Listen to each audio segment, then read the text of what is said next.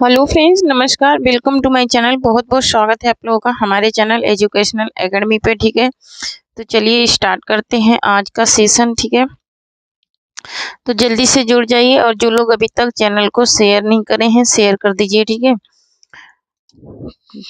और जो लोग अभी तक सब्सक्राइब नहीं करे हैं सब्सक्राइब कर दीजिए। ठीक है, और जिन लोगों को अच्छी वीडियो चाहिए वो चैनल से ज्वाइन हो जाइए। ठीक है, और सबसे पहले वीडियो मिलने के लिए। नेक्स्ट क्वेश्चन यहाँ पर हमारा आज का क्वेश्चन है कि असलियों का कोड़ा तथा राजा भोज का सपना किसकी रचना है। ठीक है, असलियों का कोड़ा तथा राजा भोज का सपना किसकी रचना है?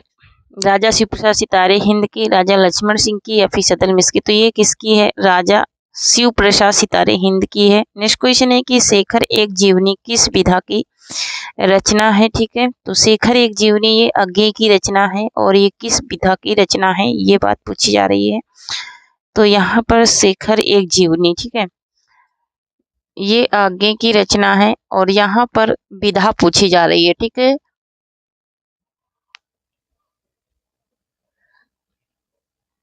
तो यहाँ पर ऑप्शन नंबर डी राइट हो जाएगा। यह एक उपन्यास है। ठीक है, शेखर एक जीवनी जो है यह एक उपन्यास विधा की रचना है और अज्ञेय की रचना है। ठीक है, नेक्स्ट देख लेते हैं।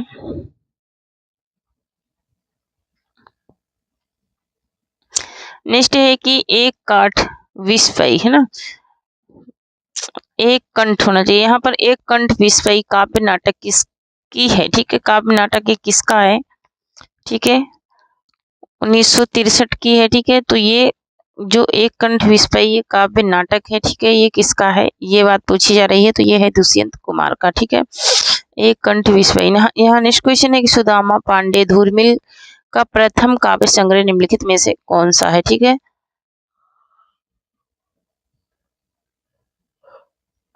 तो इनका प्रथम काव्य संग्रह पूछा जा रहा है। सड़क से संसद तक, सुदामा पांडे का प्रजातंत्र, कल सुनना मुझे, बांसुरी जल गई। ठीक है, यहाँ पर कल सुनना मुझे पर इनको साहित्य अकादमी मिला था। तो यहाँ पर प्रथम रचना की बात हो रही है, तो प्रथम रचना है कौन सी? संसद से सड़क तक है, 1972 ईस्वी की रचना है। ठीक है, 1972 की रचना है, संसद से सड़क तक। कल सुनना मुझे पर आपको बताई मैं कि साहित्य अकादमी मिला था इनको। ठीक है, कल सुनना मुझे पर। नेक्स्ट क्वेश्चन है कि निम्नलिखित कवियों में कौन सठोत्तरी एवं समकालीन कवि नहीं है? ठीक है, सठोत्तरी में पढ़ाई हूँ, एकदम इसकी अलग प्रैक्टिस है सठोत्तराई पे। ठीक है, तो यहाँ पर सठोत्तराई मेरे चैनल पे जा करके आप लोग देख सकते हैं, तो सिर्फ सठोत्तराई से ही क्वेश्चन वहां पर मिल जाएंगे। यहाँ पर कवियों में से कौन सा सठोत्तराई एवं समकालीन का कवि नहीं है, ये बात पूछी जा रही है। धूर्मिल,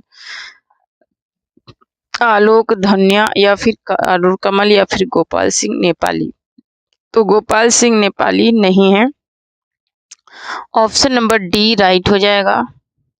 बाकी धूर्मिल, आलोक धन्या और अरुण कमल ये तीनों लोग हैं, लेकिन गोपाल सिंह नेपाली नहीं है। ठीक है, नेक्स्ट देख लेते हैं। नेक्स्ट है कि पृथ्वीराज रासो हिंदी साहित्य के किस काल में लिखा गया? तो ये आदिकाल में लिखा गया है। नेक्स्ट क्वेश्चन है कि महावीर प्रसाद द्विवेदी ने आदिकाल को क्या संज्ञा दी है? तो महावीर प्रसाद द्विवेदी ने क्या संज्ञा दी है, ये तो सभी को ही पता होगा, लेकिन ये क्वेश्चन बहुत ही इम्पोर्टेंट है। तो महावीर प्रसाद द्विवेदी ने बीजपन काल संज्ञा दी है। यहाँ पर वीर काल संज्ञा देने वाले कौन है? तो वीर काल संज्ञा देने वाले हैं रमाशंकर शुक्ल रसाल हैं। ठीक है, ऑप्शन नंबर डी यहाँ पर राइट हो जाएगा। ठीक है, तो वीर काल रमाशंकर शुक्ल रसाल ने दिया था और बीजपन काल महावीर प्रसाद द्विवेदी ने दिया था ना।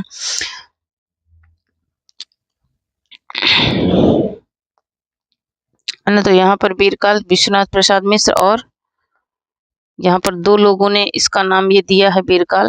ठीक है, तो रमाशंकर शुक्ल रसाल और विश्वनाथ प्रसाद ने दोनों ने दिया है, और आदिकाल हजारी प्रसाद द्विवेदी ने, चारण काल डॉक्टर रामकुमार वर्मा ने दिया है। ठीक है, नेक्स्ट क्वेश्चन देख लेते हैं। नेक्स्ट है अमीर खुसरो का वास्तविक नाम क्या था?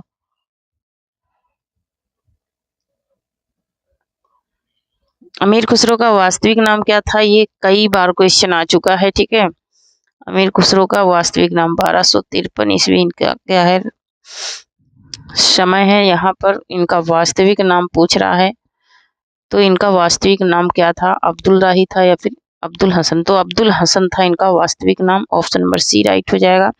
नेक्स्ट है कि परमाणु रासो किसके द्वारा रचित है, ठीक है। परमाणु रासो जो है वो किसके द्वारा रचित है, नल सिंह, नरपत नल या फिर चंद बरदाई या फिर जगनिक, ठीक है। तो जो परमाणु रासो है, ठीक है, इसका दूसरा नाम आल्हा है, तो ये जगनिक के द्वारा रचित है। नेक्स्ट क्वेश्चन, सूरदास के गुरु कौन थे, ठीक है। सूरदास के गुरु कौन थे, रामानंद, रामदास, वल्लभाचार्य या फिर विठलनाथ, है ना। तो सूरदास के गुरु जो थे वो थे कौन, वो थे तो यहाँ पर वल्लभाचार्य थे। ऑप्शन नंबर सी राइट हो जाएगा। नेक्स्ट क्वेश्चन देख लेते हैं। नेक्स्ट है कि इनमें से कौन भक्तिकालीन कवि नहीं है, ठीक है। कौन सा भक्तिकालीन कवि नहीं है, बिहारी, सूरदास या फिर कबीरदास या फिर तुलसीदास, ठीक है। भक्तिकालीन कवि पूछ रहा है, तो भक्तिकालीन कवि कौन से नहीं है ये पूछ रहा है। तो यहाँ पर जो बिहारी हैं ये नहीं है, ये रीतकालीन कवि हैं, ठीक है। बिहारी रीतकालीन कवि हैं, ठीक है, और रीति सिद्ध काव्य धारा के कवि हैं। ऑप्शन नंबर ए राइट हो जाएगा। सूरदास, कबीरदास, तुलसीदास ये भक्तिकालीन कवि हैं, लेकिन बिहारी नहीं है, ये रीतकाल के कवि हैं। 713 दोहे इनकी सतसई में है, ठीक है। नेक्स्ट क्वेश्चन देख लेते हैं।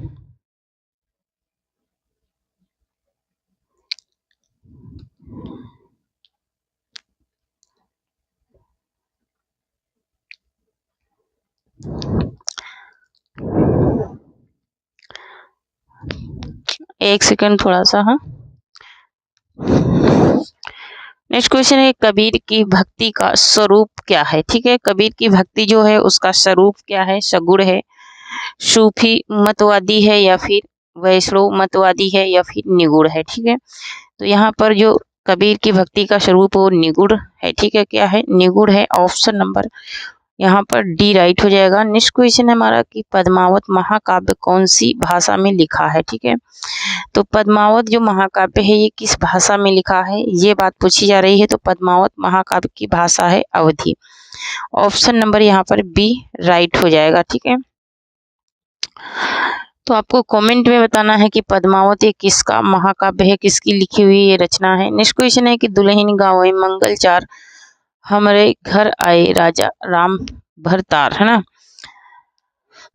तो कहीं कहीं लिखा रहता है कि घर आए राजा राम भरतार, और यहाँ लिखा है हमारे घर आए राजा राम भरतार, ये कबीर दास ने लिखा है, ठीक है।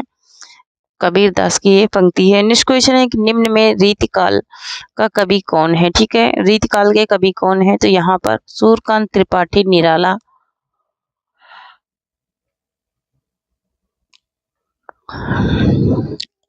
बिहारी हैं रीतकाल के कवि। नेक्स्ट क्वेश्चन है कि वैदेही वनवास किसकी रचना है, तो वैदेही वनवास ये जो रचना है ये किसकी रचना है, अयोध्या सिंह उपाध्याय, हरिओद की, रामधारी सिंह दिनकर की, मैथिली शरण गुप्त की या फिर श्रीधर पाठक की।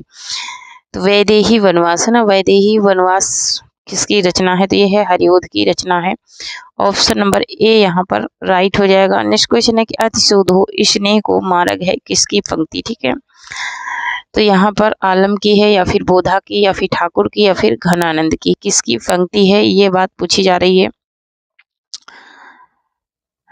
तो यहाँ पर ये जो पंक्ति है अतिशोधो स्नेह की, ये घनानंद की पंक्ति है। किसकी है, घनानंद की पंक्ति है। ऑप्शन नंबर डी राइट हो जाएगा। नेक्स्ट है कि उर्वशी किसकी रचना है ना। तो उर्वशी दो लोगों की रचना है, एक तो जयशंकर प्रसाद की भी उर्वशी है, दूसरी रामधारी सिंह दिनकर की। तो रामधारी सिंह दिनकर की है ये, ठीक है, ये साहित्य अकादमी से। नेक्स्ट क्वेश्चन है कि होरी किस उपन्यास का पात्र है, ठीक है। होरी किस उपन्यास का पात्र है, गबन का, कर्मभूमि का, रंगभूमि का या फिर गोदान का।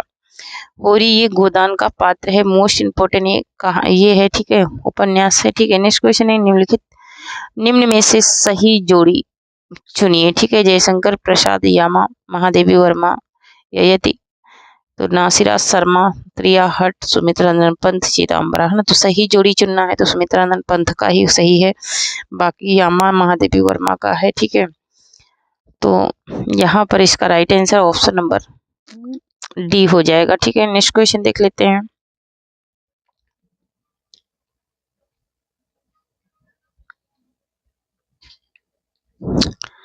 नेक्स्ट है कि ठीकरे की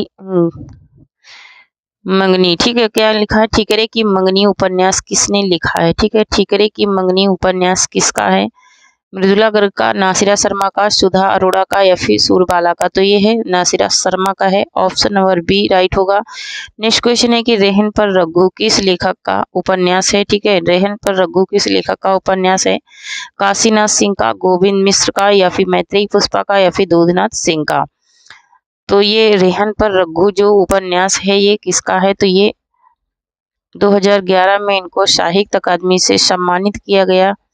ठीक है, साहित्य अकादमी से सम्मानित किया गया संपूर्ण रचना के लिए काशीनाथ सिंह का है। ठीक है, रेहन पर रघु किसका है? तो काशीनाथ सिंह का है। नेक्स्ट क्वेश्चन, भोर का तारा एकांकी के लेखक हैं। ठीक है, भोर का तारा ये मैं पोस्ट में भी डाल चुकी हूँ क्वेश्चन। ठीक है, तो भोर का तारा जो एकांकी के लेखक हैं वो कौन है ये बताना है। ठीक है, उपेन्द्रनाथ जगदीश चंद्र माथुर। तो कौन है? तो जगदीश चंद्र माथुर है, ऑप्शन नंबर बी राइट हो जाएगा। ठीक है, ऑप्शन नंबर बी यहाँ पर राइट आंसर हो जाएगा। नेक्स्ट क्वेश्चन देख लेते हैं।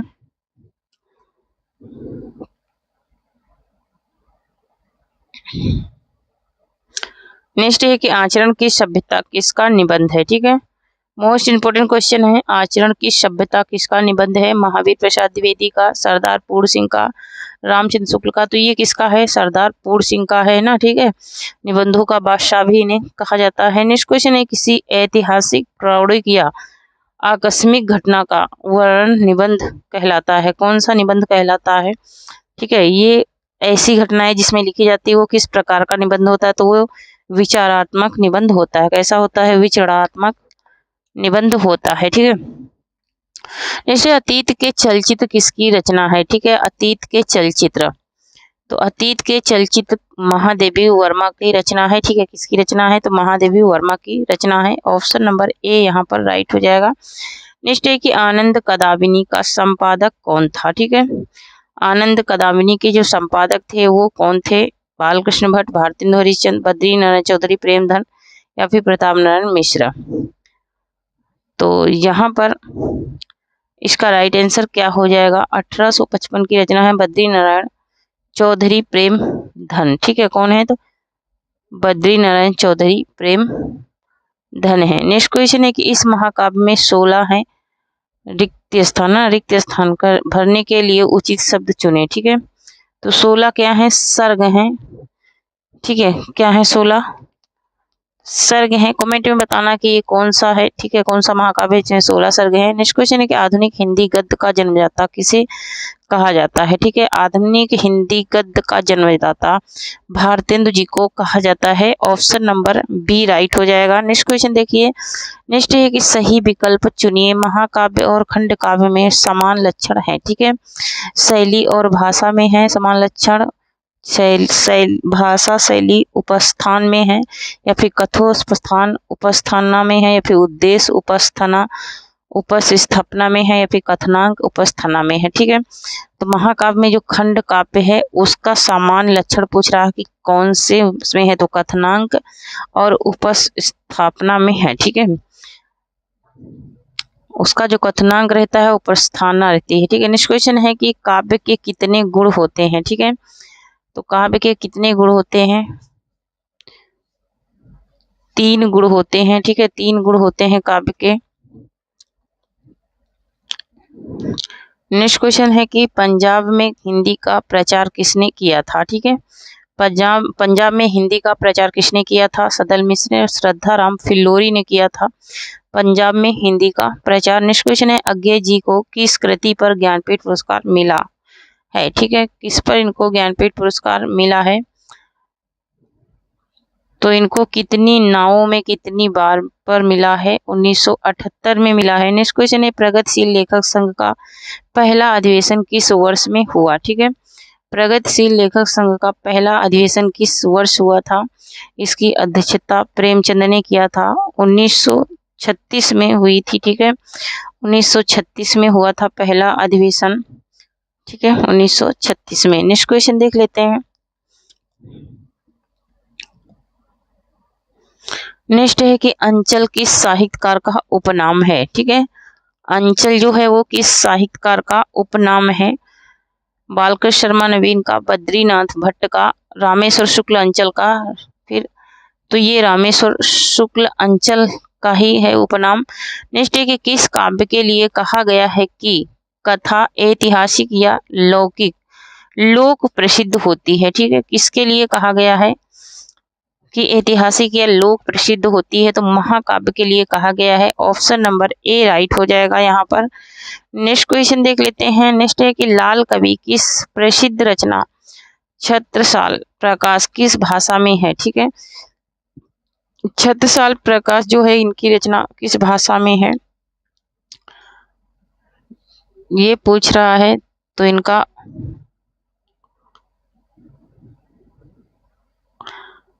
पूरा नाम क्या था? तो गौरीलाल था। तो यहाँ पर बुंदेली भाषा में है, ठीक है, बुंदेली भाषा में है। ऑप्शन नंबर सी राइट हो जाएगा, ठीक है। ऑप्शन नंबर यहाँ पर सी राइट हो जाएगा। नेक्स्ट क्वेश्चन है कि प्रेम सागर किसकी रचना है, ठीक है। प्रेम सागर जो है वो किसकी रचना है?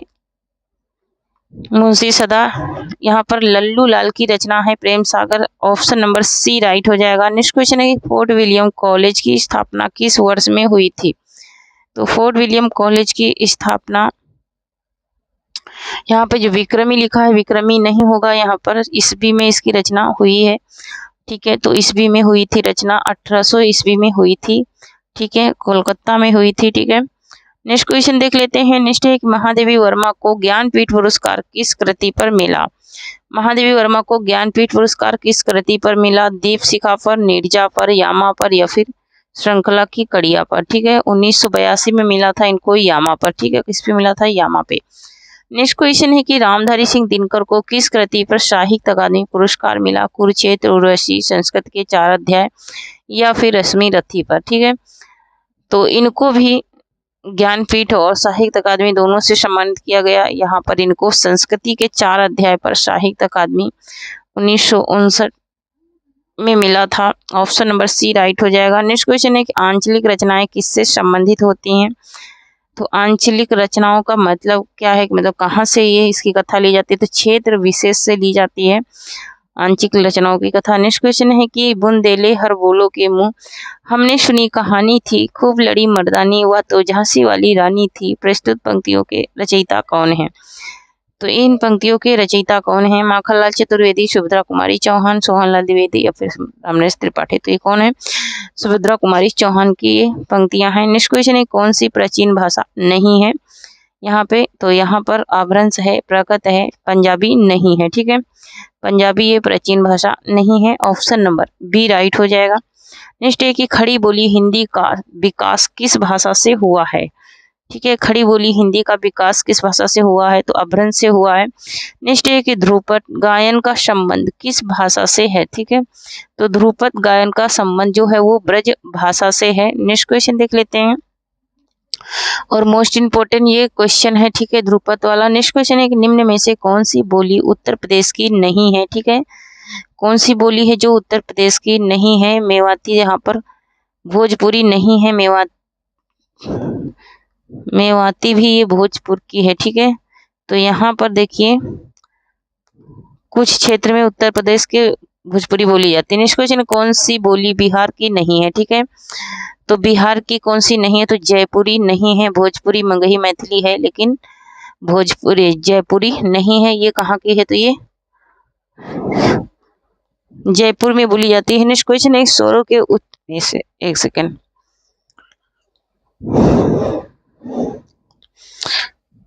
नेक्स्ट है कि देवनागरी लिपि का सबसे बड़ी विशेषता है, ठीक है। देवनागरी लिपि की सबसे बड़ी विशेषता क्या है? तो ये है सर्वाधिक वैज्ञानिक लिपि होना, एक ध्वनि के लिए एक संकेत होना, यही सबसे बड़ी इनकी विशेषता है देवनागरी लिपि की। नेक्स्ट क्वेश्चन है कि संघ की राजभाषा हिंदी और लिपि देवनागरी होगी, यह संविधान के किस अनुच्छेद में वर्णित है? ठीक है, ये संविधान के किस अनुच्छेद में वर्णित है? तो ये 343 में वर्णित है। ऑप्शन नंबर ए यहाँ पर राइट हो जाएगा। नेक्स्ट क्वेश्चन है कि निम्न में से किस धातु से भाषा बनी है? ठीक है, तो भास धातु से भाषा बनी है। ऑप्शन नंबर बी राइट हो जाएगा। नेक्स्ट क्वेश्चन देख लेते हैं।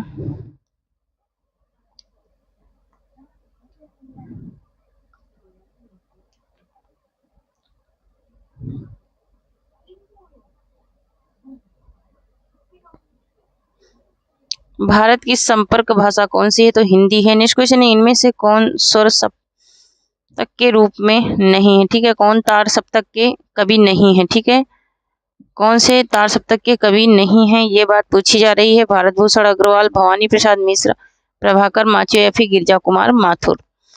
तो कौन से तार सप्तक के कवि नहीं है? तो भवानी प्रसाद मिश्र, ये दूसरे सप्तक के कवि हैं, तार सप्तक के नहीं है। नेक्स्ट क्वेश्चन देख लेते हैं। नेक्स्ट है कि उक्त व्यक्ति प्राकरण के लेखक कौन है? उक्त व्यक्ति प्राकरण के लेखक कौन है? पुष्पदंत हैं, रोड़ा कवि हैं, ज्योतिष ठाकुर हैं या फिर दामोदर पंडित हैं? तो दामोदर पंडित की रचना है उक्त व्यक्ति प्राकरण। नेक्स्ट क्वेश्चन है कि तद्भव पत्रिका का प्रकाशन स्थल है, भोपाल है, दिल्ली है, लखनऊ है, फिर अहमदाबाद है? तो जो तद्भव पत्रिका का है वो है Lucknow. Option number C right होगा। नेक्स्ट क्वेश्चन है, नीचे दिए गए शब्दों में से किसकी वर्तनी शुद्ध है? द्वारिका, पूजनिया या फिर अर्धान या फिर अहिल्या? तो यहाँ पर जो शुद्ध वर्तनी है उसी को बताना है। तो यहाँ पर इसका राइट आंसर हो जाएगा option number A Dwarika.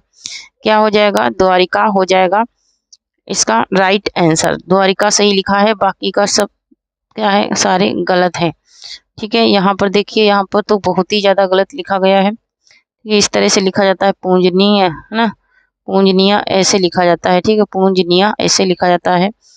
Ahilya, Ahilya किस तरह से लिखा जाता है? ऐसे लिखा जाता है अहिल्या। ठीक है, तो अहिल्या नहीं होता है, अहिल्या होता है। तो यहाँ पर अर्धान, ठीक है, इस तरह से लिखा जाता है। ठीक है,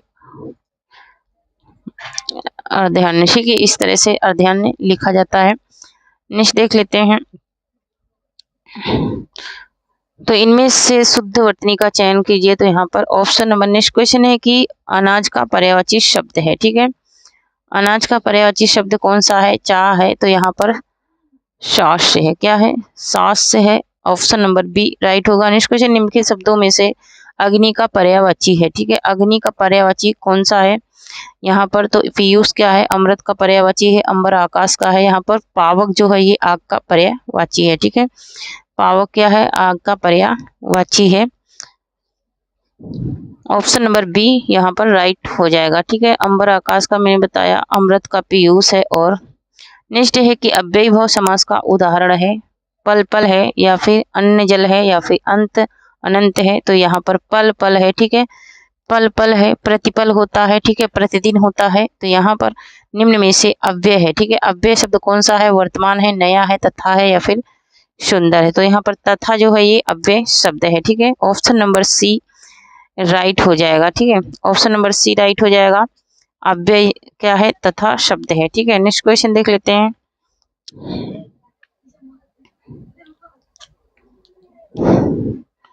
नेक्स्ट है, उत्पत्ति के आधार पर शब्दों के 4 भेद किए गए हैं, निम्नलिखित में से कौन सा भेद गलत है? ठीक है, तत्सम, तद्भव, यौगिक या फिर विदेशी? तो विदेशी जो है ये होता है। ठीक है, विदेशी, तत्सम, तद्भव।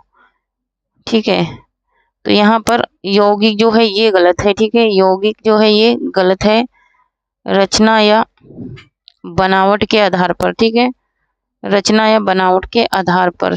ठीक है, तो ऑप्शन नंबर सी जो है ये गलत है। ठीक है, नेक्स्ट क्वेश्चन देख लेते हैं। नेक्स्ट है, स्वरों के उच्चारण में लगने वाले समय को कहते हैं मात्रा, अनुस्वर, हर्ष या फिर उपयुक्त? तो मात्रा कहते हैं स्वरों के उच्चारण में लगने वाले समय को। नेक्स्ट क्वेश्चन है, स्वर किसका भेद है? ठीक है, स्वर जो है वो किसका भेद है? संधि का, समास का, वर्ण का या फिर लिंग का? तो स्वर जो है वो किसका भेद है, ये बात पूछी जा रही है। तो यहाँ पर इसका राइट आंसर क्या हो जाएगा? ऑप्शन नंबर सी हो जाएगा, वर्ण का भेद है स्वर। किसका भेद है? वर्ण का भेद है। नेक्स्ट क्वेश्चन देख लेते हैं। ऑप्शन नंबर सी यहाँ पर राइट आंसर हो जाएगा। नेक्स्ट क्वेश्चन है कि वर्णिक छंदों चूरन किस प्रकार का शब्द है? ठीक है, चूरन जो है ये किस प्रकार का शब्द है? तो यहाँ पर तद्भव है। ऑप्शन नंबर डी राइट हो जाएगा। चूर्ण होता है इसका तत्सम।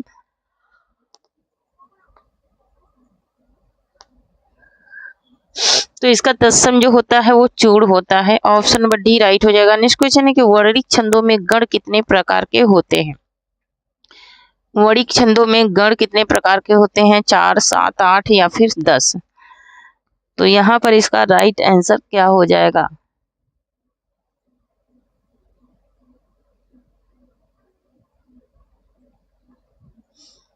ठीक है, वर्णिक छंदों में गण की बात हो रही है। ठीक है, तो एक दिन मैंने बताया था कि यमाता राजभानस लगा, इसका सूत्र है। ठीक है, इसका गण का है ना।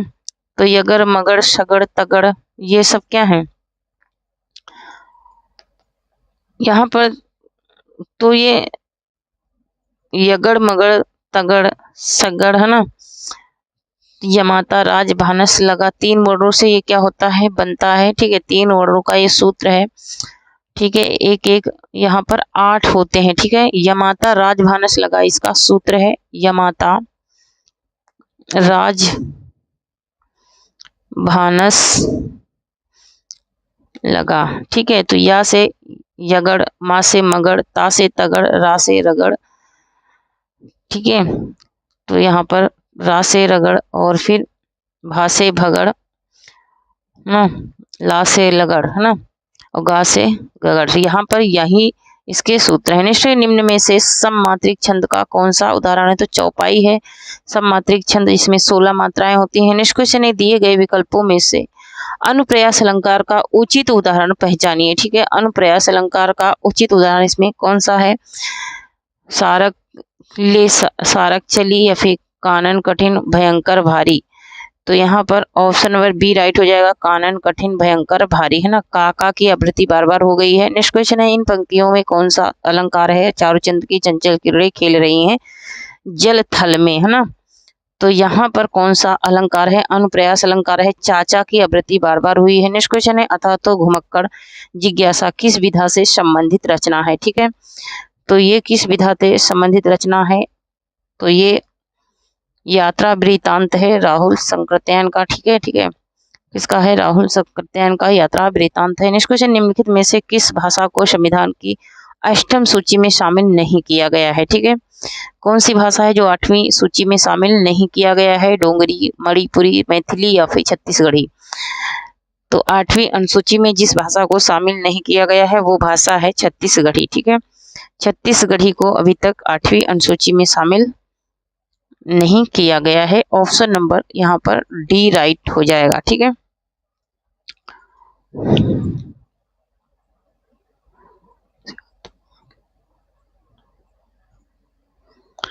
नेक्स्ट देख लेते हैं। नेक्स्ट है कि संस्यात्मा किस कवि की रचना है? अशोक वाजपेयी की, कुंवर नारायण की, ज्ञानेंद्र पति की या फिर उदय प्रकाश की? तो संस्यात्मा है ना, संस्यात्मा ये किसकी रचना है? एक ज्ञानेंद्र पति की रचना है। नेक्स्ट क्वेश्चन है निम्नलिखित में से कौन सा शब्द पुल्लिंग है? कढ़ी, चील, बोझा या फिर सरसों? कौन सा शब्द है जो पुल्लिंग है? तो बोझा जो है ये पुल्लिंग है। ऑप्शन नंबर सी राइट हो जाएगा। नेक्स्ट क्वेश्चन है कि निम्नलिखित विकल्पों में से एक वचन शब्द कौन सा है? ठीक है, एक वचन में कौन सा शब्द प्रयोग किया जाता है? तो नदी जो है वो हमेशा ये एक वचन का शब्द है। ठीक है, नदी एक वचन का शब्द है। नेक्स्ट क्वेश्चन है कि अनेकार्थक शब्द कृष्ण के लिए निम्न में से गलत विकल्प का चयन कीजिए। ठीक है, काला कौ नीते, तो यहाँ पर कौ नीते हो जाएगा। ठीक है, कौनिते हो जाएगा। ठीक है, तो यहाँ पर ऑप्शन नंबर इसका बी राइट हो जाएगा। नेक्स्ट क्वेश्चन है कि भरत मुनि ने रस सूत्र का विवेचन अपने किस ग्रंथ में किया? नाट्य दर्पण में, नाट्य शास्त्र में, हृदय दर्पण में या फिर उपयुक्त में से किसी में नहीं? तो इन्होंने किया है किसमें? तो यहाँ पर इसका राइट आंसर हो जाएगा ऑप्शन नंबर बी, नाट्य शास्त्र में इन्होंने रसों के सूत्रों को बताया है। नेक्स्ट क्वेश्चन है कि पराजय में उपसर्ग है, तो पराजय में कौन सा उपसर्ग है? यहाँ पर ऑप्शन नंबर बी राइट हो जाएगा। पर उपसर्ग है पराजय में, ठीक है। परन। नेक्स्ट क्वेश्चन है कि अधिमानता में प्रयुक्त उपसर्ग बताएं, ठीक है। अभिमानता, अभि में अधि उपसर्ग लगा है, ऑप्शन नंबर सी राइट होगा। नेक्स्ट क्वेश्चन है अर्जुन शब्द का विलोम होगा, ठीक है। अर्जुन शब्द का विलोम हो जाएगा व्यवन, ठीक है। तो थैंक यू फ्रेंड्स, आज के लिए इतना ही। तब तक के लिए धन्यवाद। जय हिंद, जय भारत। जो लोग टेलीग्राम चैनल से नहीं जुड़े हैं जुड़ जाएं, क्योंकि वहां से आप लोगों को पीडीएफ्स वगैरह मिल जाएंगी बिल्कुल फ्री में, ठीक है। और जो लोग चैनल से नहीं भी ज्वाइन हुए हैं ज्वाइन हो जाइए, ठीक है। तो चैनल से ज्वाइन होने में एक फ़ायदा ये होगा कि आप लोगों को अच्छी अच्छी वीडियोस मिलेंगी और अच्छे अच्छे कंटेंट्स मिलेंगे।